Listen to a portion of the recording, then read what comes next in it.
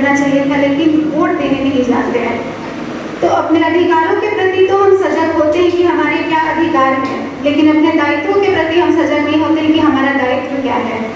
तो आपने इस पर जो प्रकाश डाला वह बहुत ही अच्छा लगा हमें। और अब कार्यक्रम को आगे बढ़ाते हुए मैं मुख्य वक्ता डॉक्टर मधु मैम, जो RBVM कॉलेज में प्राध्यापिका है राजनीति विज्ञान विभाग में और अभी वर्तमान में CCTC के रूप में बिहार विश्वविद्यालय में कार्यरत हैं, तो मैं मैम को आमंत्रित करूंगी कि वे इस विषय पर आएं और अपने वक्तव्य को प्रस्तुत करें।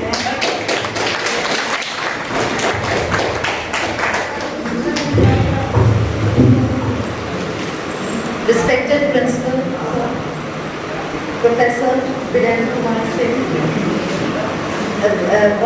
Political Science के विभाग अध्यक्ष और प्रस्तुत सब शिक्षक and my dear students, आज हम लोग लोकतंत्र की विफलताएं और सफलताओं की बात कर रहे हैं। तो हम लोग स्टार्ट करते हैं इंडिपेंडेंस से। आप देखेंगे, अगर हम देखते हैं उस परिप्रेक्ष्य में कि पूरे विश्व में साउथ ईस्ट एशिया, जो पहले पूरा भारत ही था, इंडिया था, उसका डिवाइड हुआ। तो अगर हम साउथ ईस्ट एशिया को देखें या फिर हम वो सब देशों को भी देखें जिनको स्वतंत्रता द्वितीय विश्व युद्ध के बाद मिला, तो उसमें क्या देखा जाता है कि हम ये कह सकते हैं कि भारत ही एक ऐसा देश है इन पूरे देशों में जो जहाँ पे लोकतंत्र सफल रहा है, और Sri Lanka also to a certain extent, है ना।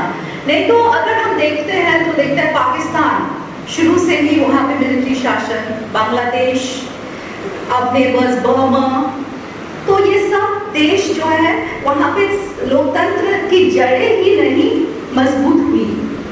तो ऐसे भी एक क्वेश्चन हो सकता है, एक प्रश्न हो सकता है क्या कि अगर भारत और पाकिस्तान दोनों एक ही साथ आजाद हुए, तो फिर क्या कारण है कि पाकिस्तान में डेमोक्रेसी सफल नहीं हुआ और वहाँ पे मिलिट्री शासन ही लागू रहा ऑलमोस्ट, और नहीं भी रहता है। जब इलेक्टेड सरकार भी होती है तभी मिलिट्री का वर्चस्व वहाँ होता है।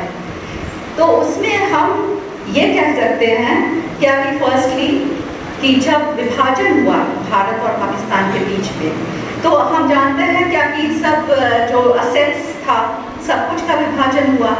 तो उसमें जो आर्मी था उसका 30% पाकिस्तान को मिला, 70% इंडिया को मिला। तो 30% in such a small state, in such a small country, तो वो बहुत बड़ा हो गया उसके लिए। और आर्मी का ये था क्या कि उनको अपना वर्चस्व बनाए रखना था, क्योंकि फिर उसका यूज क्या होता। तो इसीलिए मुझे लगता है क्या कि वहाँ पे आर्मी अपना होल्ड पकड़ के रखा, और वहाँ का जो राजनेता थे, जैसे जिन्ना जी, जो जब ये हुआ पार्टीशन हुआ, he was the president of the Quaid-e-Azam. तो क्या हुआ कि वो उन्होंने डेमोक्रेटिक इंस्टीट्यूशंस जो है, जो संस्थाएं हैं लोकतंत्र की, उसको उन्होंने मजबूत नहीं किया। Power revolved around him, his personality, उनका जो पर्सनालिटी था उसी पे था। और फिर उसके बाद आर्मी था, और उसके बाद वो उन्होंने ऐसा नहीं था कि Jinnah was not democratic, he was very democratic. It's a different matter कि उन्होंने, I don't think he was communal also अगर देखा जाए, लेकिन उन्होंने पॉलिटिक्स के लिए, वो पद हासिल करने के लिए उन्होंने कम्युनल भी बना। लेकिन जब पाकिस्तान का डिवीजन हुआ था तो फर्स्ट स्पीच में उन्होंने ये जरूर बोला था कि in Pakistan Hindus will live as Hindus and Muslims will live as Muslims. तो उन्होंने ये नहीं कहा था क्या कि यहाँ पे पूरा हम मुस्लिम देश ही बना देंगे, लेकिन उनका बहुत जल्दी उनका देहांत भी हो गया, वो चले गुजर भी गए। तो उसके बाद फिर लियाकत अली खान, तो वो टू अ सर्टेन एक्सटेंट वो भी ये थे डेमोक्रेटिक, लेकिन उनका भी नहीं चला। उसके बाद हम देखते हैं क्या आर्मी का वर्चस्व पूरा से ये हो गया, और अभी भी वो छूटा नहीं है। तो ये हम अपने जो हमारे राजनेता थे उस समय, उनको हमें बहुत ही धन्यवाद देना चाहिए। नेहरू जी को, उस समय सब बड़े बड़े व्यक्तित्व थे, इतने पढ़े लिखे, इतना आदर्शवादी, और हमको धन्यवाद देना चाहिए कि उन्होंने वहाँ पे डेमोक्रेसी का जो रूट्स है, जो संस्थाएं हैं, उसको उन्होंने मजबूत किया। उन्होंने पूरा everything did revolve around Nehru. उस समय बहुत सारे नेता थे और सब एक पर एक थे। क्यों आप जानते हैं कि कॉन्स्टिट्यूएंट असेंबली में जो डिबेट्स हुआ था, it was of such a high level. तो उसको भी हम देखते हैं कि संविधान में रखा गया है as a part of the constitution. तो everyone was a great personality, और उन्होंने ये निश्चित किया कि डेमोक्रेसी को मजबूत करना है। ओके, तो इसीलिए हम ये देखते हैं कि विपरीत स्थितियां आई, जैसे सर बताए 1977, 1975 इमरजेंसी लागू हुआ। वो सबसे पहला घात था डेमोक्रेसी पर भारत में। लेकिन हम क्या देखते हैं कि इलेक्शंस हुआ, और इलेक्शंस में क्या हुआ कि हरा दिया गया मिसेस गांधी को, जो एक डिक्टेटर हो गई थी। तो ये क्या है कि इंडियन डेमोक्रेसी का रूट्स मजबूत था, इसीलिए ये संभव था। लोगों को ये बर्दाश्त नहीं हुआ, लोग ये नहीं चाहते थे कि कोई भी डिक्टेटर बने। एंड अभी का इलेक्शन ये भी मेंशन किया गया है, उसमें भी थोड़ा सा लग रहा था कि डिक्टेटोरियल एटीट्यूड हो गया था सरकार का। और डेमोक्रेसी को सफल होने के लिए ये तो जरूरी है, एक संस्था है उसका ऑपोजिशन, तो ऑपोजिशन ही नहीं रहेगा तो डेमोक्रेसी सफल कैसे होगी, राइट? तो इसीलिए हम देखते हैं, देखिए भारत के लोग जो अशिक्षित हैं, है ना, बहुत ज्यादातर अशिक्षित हैं, गरीबी है, सब कुछ है, लेकिन वो लोग जागृत हैं, उन लोगों को समझ है, पॉलिटिकली वो लोग काफी इंटेलिजेंट हैं। तो हम तो ये देखते हैं क्या कि पॉलिटिकल डिस्कशंस तो सब जगह होते ही रहता है, यहाँ तक कि पान का दुकान सब जगह। तो इसीलिए हम देखते हैं क्या कि इसमें भी आप देखिएगा कि हमारा डेमोक्रेसी कितना रेसिलिएंट है। It is so resilient that okay the people decided कि नहीं, we don't want dictatorship, we want democracy. तो डेमोक्रेसी बहुत सक्सेसफुल इसीलिए हम कह सकते हैं भारत में है। अब अगर हम देखते हैं कि डेमोक्रेसी का आप कहिएगा कि सर ने कहा प्लेटो का बात किया, हम लोग उसका अध्ययन उसी समय से स्टार्ट करते हैं। ग्रीस में जो सिटी स्टेट्स था उसको पॉलिस कहा जाता था, और वहाँ पे लोग सब क्या बैठ के खुद डिसीजन लेते थे, मीनिंग जो सिटीजन्स थे, और सिटीजन्स में mind you women and slaves were not included. Okay, so the citizens used to sit down and they used to decide the policies. तो उसके बाद इसीलिए पॉलिटिक्स नाम भी आया है उसी से, पॉलिस से। और हम as sir had earlier mentioned कि Vaishali which was the oldest republic, तो डेमोक्रेसी उस समय डायरेक्ट डेमोक्रेसी था, लेकिन अभी तो संभव नहीं है डायरेक्ट डेमोक्रेसी। इतने बड़े बड़े उस समय नगर सिटी स्टेट्स थे, नगर राज्य, तो अभी इतने बड़े बड़े राज्य में क्या पॉसिबल है डायरेक्ट डेमोक्रेसी? नो। तो इसीलिए हम देखते हैं कि यहाँ पे रिप्रेजेंटेटिव डेमोक्रेसी है। और अगर हम देखें हर एंगल से तो ये हम कह सकते हैं टू लार्ज एक्सटेंट कि हाँ भारत का डेमोक्रेसी सफल है। क्यों? और अब डेमोक्रेसी का जो सबसे सिंपलिस्टिक जो ये है परिभाषा है वो क्या है? Government of the people, by the people, for the people, right? तो उसमें हम लोग वो उतरता है फिर क्या? लिबर्टी, इक्वालिटी, है ना, लिबर्टी, फ्रीडम, इक्वालिटी, है ना, ये सब होना चाहिए। तो यस, हमारा संविधान ने हमें एक हर तरह से एक डेमोक्रेटिक राज्य स्थापित करने का पूरा से व्यवस्था किया, लेकिन फिर भी हम क्या देखते हैं, क्या बहुत सारी विकृतियां हैं। जैसे डेमोक्रेसी का जो क्या है परिभाषा है, गवर्नमेंट ऑफ द पीपल, तो अगर हम सही मायने में देखें तो ऑफ द पीपल में कितना percent people, how many people go to vote? इस बार तो बहुत कम वोटिंग हुआ है, तो यू कैन से 60 एक एवरेज रखते हैं। फर्स्ट 1919 वाला इलेक्शन में 67% था वोटिंग, उससे 64% था, लेकिन इस बार से कम था। तो फिर भी हम क्या देखते हैं कि इतने परसेंट लोग वोट नहीं करते हैं, तो उनका तो कोई इच्छा नहीं ये हुआ इसमें, राइट। उसके बाद of the people by the people, by the people, people मैंने वोट नहीं करते, ऑफ द पीपल में क्या हम देखते हैं कि क्या कितने लोग हैं जो साधारण लोग हैं जो इलेक्शंस लड़ सकते हैं। अब तो और भी नहीं हो सकता है। टू फाइट एन इलेक्शन आपको बहुत पैसा का जरूरत होगा, बहुत कुछ का जरूरत होगा। तो और यहाँ पे एक और चीज डेमोक्रेसी का है, डेमोक्रेसी कहाँ से जाती है, नीचे से ऊपर जाना चाहिए ना, कि लोग इलेक्ट करते हैं, लोगों से जानी चाहिए। लेकिन यहाँ पे क्या शुरू से ही कांग्रेस टाइम से ही क्या है, हाई कमान का चलता है, राइट। तो वो डिसाइड करते हैं कि कौन कहाँ से लड़ेगा, ऊपर से डिसाइड होता है। ये नहीं देखा जाता है कि नीचे में कौन अच्छा कर रहा है, कौन अच्छा कर सकेगा, डेवलपमेंट कर सकेगा, कौन अच्छा काम कर सकेगा।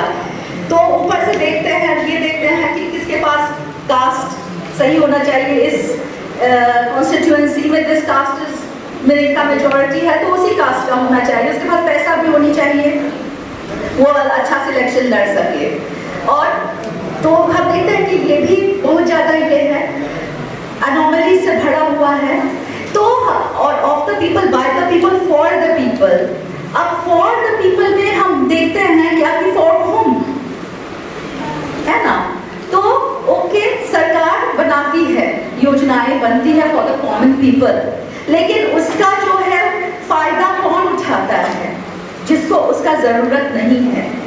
जैसे कि आप सर मेंशन किए क्या कि रिजर्वेशन पॉलिसी ही है, तो रिजर्वेशन पॉलिसी किसके लिए है, जो सच में बैकवर्ड है उसमें।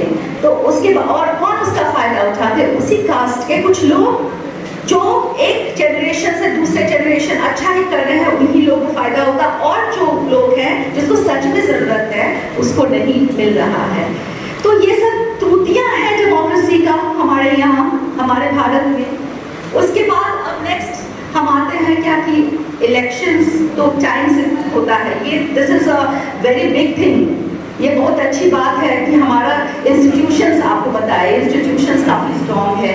हमारा जैसे इमरजेंसी भी लागू हुआ, उसके बाद भी इलेक्शंस 1977 में हुआ, राइट। तो ऐसा नहीं है, और इलेक्शंस जहाँ पे टाइम टू टाइम 5 इयर्स में जो होता है होते रहता है, that shows that the democratic system is very strong, rules are strong.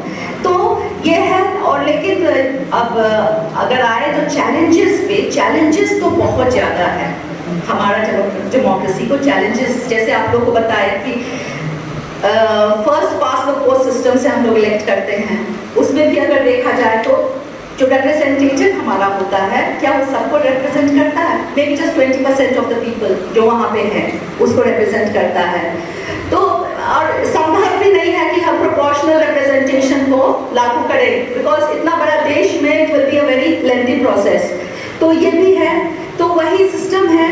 लेकिन उसी में फिर भी उसमें देखते हैं हम क्या कि जैसे इलेक्शंस का रिजल्ट से पता चलता है कि सही बात है कि हाँ हमारा डेमोक्रेसी चल रहा है, रेसिलिएंट है और वी आर डूइंग गुड। हम लोग सबसे बिगेस्ट डेमोक्रेसी हैं। उसके बाद अब चैलेंजेस जो है, सबसे पहला पॉवर्टी। जब नेहरू जी ने अपना ट्रस्ट विद डेस्टिनी स्पीच दिया था तो उसमें उन्होंने कहा था कि देयर आर मेनी चैलेंजेस। हमको वो स्पीच बहुत अच्छा लगता है, आप लोग भी पढ़ लीजिएगा उसको। तो वो कहते हैं मेनी चैलेंजेस, और ये नहीं है कि सब कुछ तुरंत ठीक हो जाएगा, कोई जादू का छड़ी नहीं था।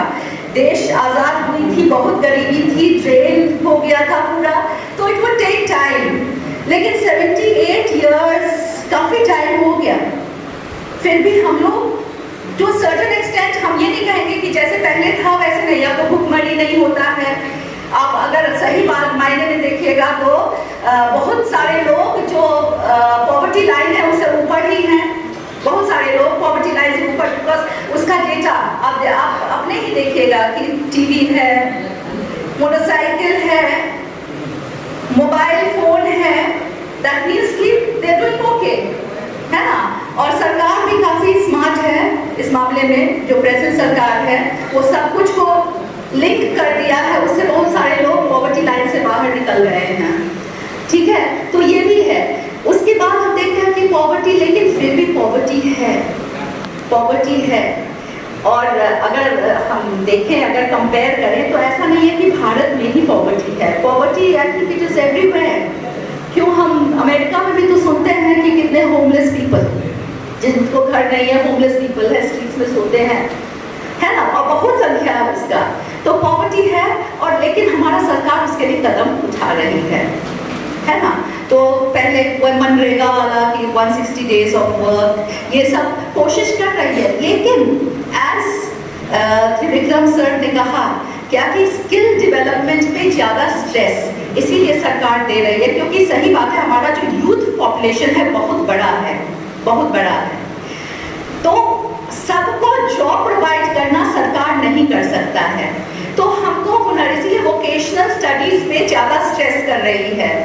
जो न्यू एजुकेशन पॉलिसी है उसमें किस चीज़ पर स्ट्रेस है? वोकेशनल पे, कि लोगों को स्किल दीजिए, डेवलप कीजिए कि वो अपना कुछ भी काम करके अपना ऊपर बढ़ सकता, अपना जीविका प्राप्त कर सकता है। तो ये है। फिर उसके बाद हम एजुकेशन पे आए, तो एजुकेशन भी मुझे लगता है कि काफ़ी एक बहुत बड़ा चैलेंज है। राइट टू एजुकेशन को आर्टिकल 21A में डाल दिया गया, फंडामेंटल राइट हो गया है, लेकिन अभी भी बहुत सारे लोग एजुकेशन से वंचित हैं। क्यों हैं? क्योंकि उनके जो माँ बाप हैं उनमें भी वो क्या कहते सोच नहीं है कि हम अपने बच्चा को एजुकेट करें। उनको भी लगता है क्या कि अगर हम उससे कमवा ही ले, तो इसीलिए हम क्या देखते हैं कि स्कूल ड्रॉप आउट्स बहुत होती है, अभी भी होते हैं, लेकिन सरकार तो कोशिश कर रही है ना कि till 6 to 14 free education, books, school uniform सब दे रहा है, और क्वालिटी एजुकेशन का भी प्रबंध किया गया है, क्योंकि जो टीचर्स होते हैं गवर्नमेंट स्कूल्स में या कॉलेजेस में, उनका कुछ बेसिक क्वालिफिकेशंस होता है, तो उसका तो लाभ उठाना चाहिए। और जब तक लोग में वो भावना नहीं आएगी, आप लोग स्टूडेंट्स में, कि ओके कि हमारा ये राइट है, मेरा क्लास होनी चाहिए, है ना, हमारा ये राइट है, I have to do this, तो और जब तक ये नहीं होगा तब तक क्या सिस्टम वैसे ही चलते रहेगा। ठीक, तो ये पॉवर्टी, अनएम्प्लॉयमेंट, एजुकेशन, उसके बाद करप्शन, सबसे बड़ा प्रॉब्लम तो करप्शन है, लेकिन उसमें भी हम अगर देखें तो सरकार ने काफी पहल किया है। जैसे राजीव गांधी का पहले सुने होंगे कि कहे थे क्या, 1 रुपया जो सरकार देती है 25% जिसके लिए जाती है उसको सिर्फ 25% ही मिलता है। ठीक है, लेकिन अब ये नहीं है, डायरेक्ट ट्रांसफर हो रहा है सबके पास। तो ये भी है कि, और उसके बाद और डेमोक्रेसी के लिए क्या चाहिए? ट्रांसपेरेंसी, जो भी होता है ट्रांसपेरेंट होना चाहिए। सरकार जो भी कार्य करती है क्या पारदर्शिता होनी चाहिए, उसमें सबको जानना चाहिए। तो उसके लिए भी सरकार ने क्या RTI, right to information act लागू किया है। तो ये सब है, ये कह सकते हैं क्या कि हाँ, डेमोक्रेसी में बहुत सारी त्रुटियां हैं, लेकिन सरकार भी अपनी कुछ पहल कर रही है, जैसे कि वोटिंग के लिए। तो आप देखते हैं इलेक्शन कमीशन कितना मेहनत करती है इलेक्शन आने से पहले, कि सब जगह प्रचार करते हैं कि जाके अपना वोट गिराइए, राइट, स्कूल्स में, कॉलेजेस में, सब जगह। तो ये हमारे ऊपर है, और ये सही बात सर ने कहा था क्या कि हम लोग क्या करते हैं, बेसिक जो है डेमोक्रेसी का जो काम है हमारा, कि हम जाके अपना वोट गिराए, वो नहीं करते हैं, लेकिन जरूर अपने ड्राइंग रूम में बैठ के सरकार का क्रिटिसिज्म करेंगे। तो what is this? You get the government you deserve. हमको वही सरकार मिलती है जो हम डिजर्व करते हैं, है ना। तो ये सब है। उसके बाद अब जो है हम देखते हैं कि चैलेंजेस बहुत सारे बढ़ भी गए हैं। ये ऐसे भी जो माओइस्ट जो एजिटेशन है अभी भी बहुत सारे स्टेट्स में है, आंध्र प्रदेश वगैरह में। और एक समय ऐसा था कि कितना देश का कितना डिस्ट्रिक्ट्स में सरकार नहीं चल रही थी, भारतीय सरकार नहीं चल रही थी, उनका सरकार चल रहा था। तो अब थोड़ा बहुत मुझे लगता है उसमें कमी हुई है, लेकिन अभी भी है। उसके बाद टेररिज्म, सबसे बड़ा चैलेंज हमारे लिए अभी टेररिज्म है। तो टेररिज्म के लिए भी पहल हो रहा है, लेकिन उसके लिए भी मुझे लगता है एजुकेशन ज़रूरी है। और क्या है, पॉवर्टी से लोगों को निकालना, ये भी एक प्रॉब्लम है टेररिज्म का। और ये भी नहीं कर सकते हैं क्योंकि बहुत सारे एजुकेटेड और रिच पीपल भी टेररिस्ट हैं, जैसे देखा गया है। तो यही है कि जो फंडामेंटल थिंकिंग है उस पर थोड़ा रोक लगाना चाहिए। यानी जो एजुकेशन बेसिक मिलता है उसको थोड़ा सा ओपन माइंडेड एजुकेशन सबको मिलना चाहिए। तो वो है। फिर उसके बाद और भी बहुत सारे चैलेंजेस हैं जो भारतीय लोकतंत्र को फेस करना पड़ रहा है और कर रहा है। We are taking it in a stride, है ना, we are taking it in a stride, we are doing well. हम लोग अच्छा कर रहे हैं। हमारा डेमोक्रेसी अगर देखा जाए, आप देखिएगा कि ह्यूमन राइट्स पे भी हम लोग को काफी बोला जाता है, राइट? बाहर से जो एमनेस्टी इंटरनेशनल और जो इंटरनेशनल ऑर्गेनाइजेशंस हैं कहते हैं कि हमारे यहाँ ह्यूमन राइट्स का भी बहुत बड़ा समस्या है। लोगों को उसका फंडामेंटलिज्म की वो उसका भी प्रॉब्लम है कि हिंदूज को ज़्यादा ही ये कर रहे हैं, वहाँ पे गड़बड़ी कर रहे हैं, ये सब। तो एक्चुअली में they don't know anything, they should come here and see. मुझे नहीं लगता है, मुझे लगता है कि जो कम्युनलिज्म वगैरह है वो ज़्यादातर पॉलिटिक्स में ही पाया जाता है। अगर हम नॉर्मल लाइफ में देखें तो हम लोग ठीक से रह रहे हैं और सदियों से रह रहे थे, अभी भी रह रहे हैं।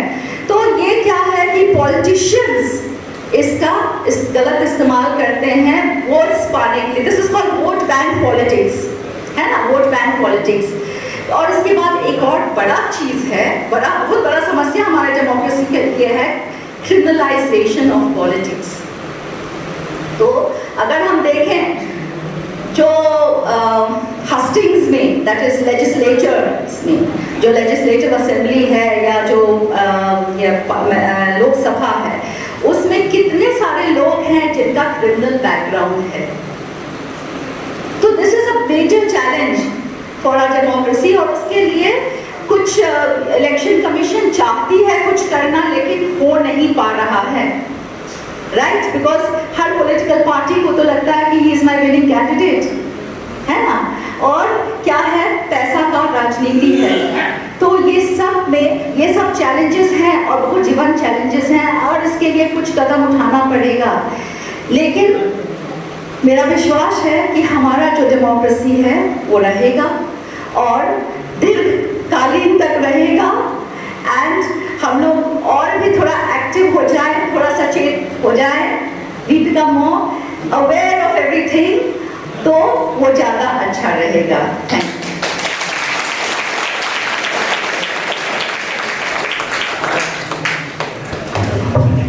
धन्यवाद मैम आपके इस व्यवहारिक उद्बोधन के लिए। आपने अभी की